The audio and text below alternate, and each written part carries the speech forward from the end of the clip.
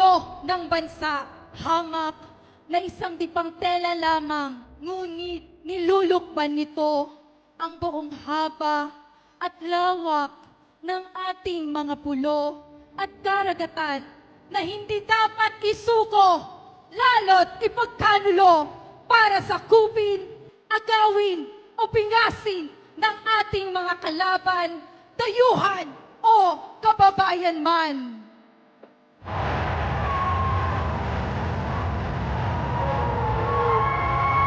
You fight for your country.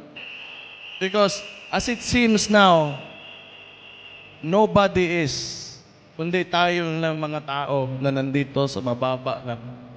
So we will fight for that. And no one, sa nakikita ko, sa politika ng Pilipinas ngayon, takot lahat, kayo lang yung maisog.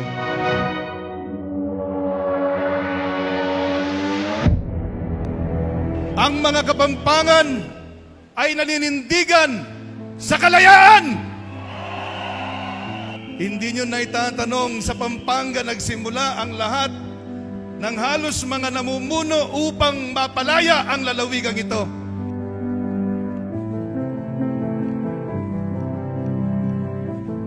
Panahon ng pandemic is nandyan po siya talaga, hindi tayo pinabayaan.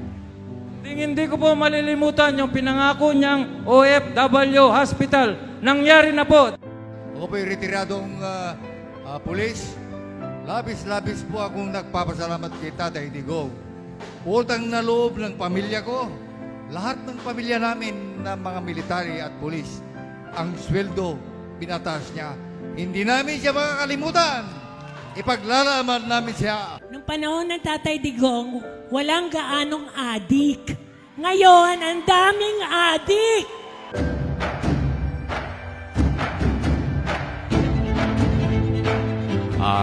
Sa larangan po ng ating mga magsasaka, sa larangan po ni Duterte, yung programa pong RCEP 2019. So ngayon, pinakikinabangan ng ating mga magsasaka, yung RCEP program po. Naalala ko, meron nga palang programa si Presidente Digong noon, yung 888. So tumawag ako sa telepono in frustration na hindi ko alam kung anong gagawin ko, pero doon ako tumawag sa 888. Yung 16 years ko na problema na yon sa gobyerno, sa GSIS, na pinagdaanan ng maraming presidente na walang magawa, wala pang siguro less than 20 minutes na solved. Ganun po katindi. Yung panahon ni Duterte, yun po, medyo mura po yung mga bilihin. Para po sa amin mga sa bundok, medyo hindi po kami nahihirapan. Pero ngayon po, medyo nahihirapan na po kasi pamahal na po yung mga bilihin. Maraming salamat at huwag tayong susuko. Ipaglaban po natin yung nasa tama. Maraming salamat po sa inyo lahat. Nagpapasalamat kami sa inyo. Noong panahon na yun, walang adik. Pero ngayon, pati mga aita, mayroon ng adik. Dati, nakakauwi ako ng gabi. Ngayon, hindi na. Natatakot na akong umuwi ng gabi, lalo na sa Cavite. Sa London. So, kailan po kayo nagbiyahe pabalik dito sa Pilipinas? Siguro 3 days ago. 3 Talagang days bumaba lang ako para sa maisog ni Tatay Digong. Ay, wow naman. Nagbiyahe pa para pumunta at sumuporta kay Tatay Digong. Yes, sinaawa na ako sa mga Filipino. Hindi tayo naririto upang maghasik ng kaguluhan, kundi upang magtipon at ipahayag ang ating matibay na paninindigan sa prinsipyo. Para sa amin lang po, yung malaya kami makapangisda sa Scarborough Shoal. Ang tawagin namin ay Calboro lang. Simula nung umupo si BBM, sa totoo lang, naging kami, lagi na lang kaming sinisita ng mga barko, baga tinatabihan kami.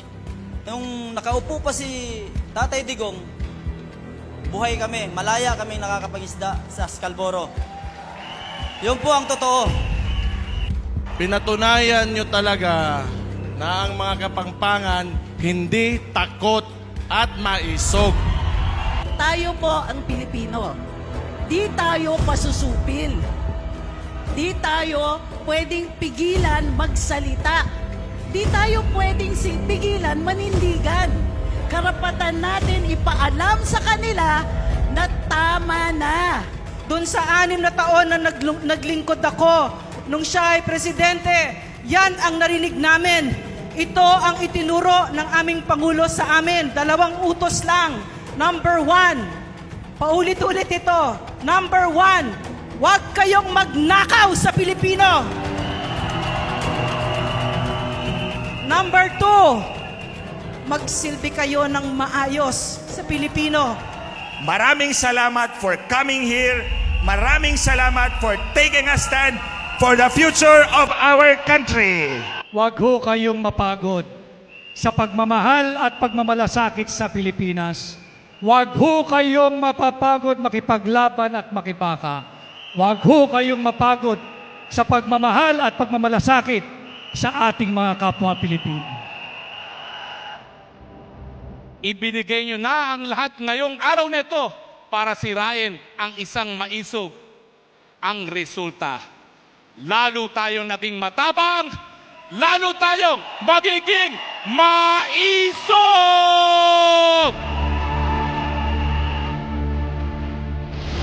Hindi ito rule of a single person. It's demokrasya tayo eh.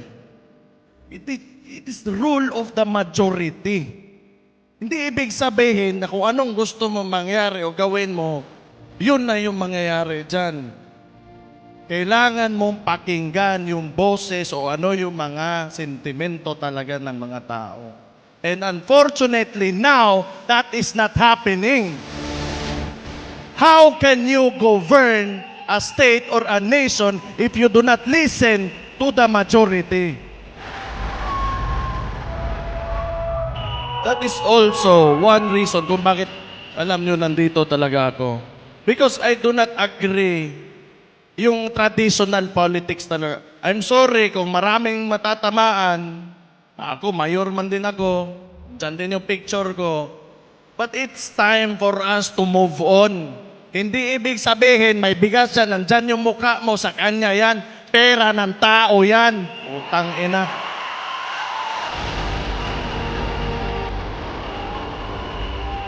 Kunwari, sa kanya yung pera na yon, hindi naman talaga.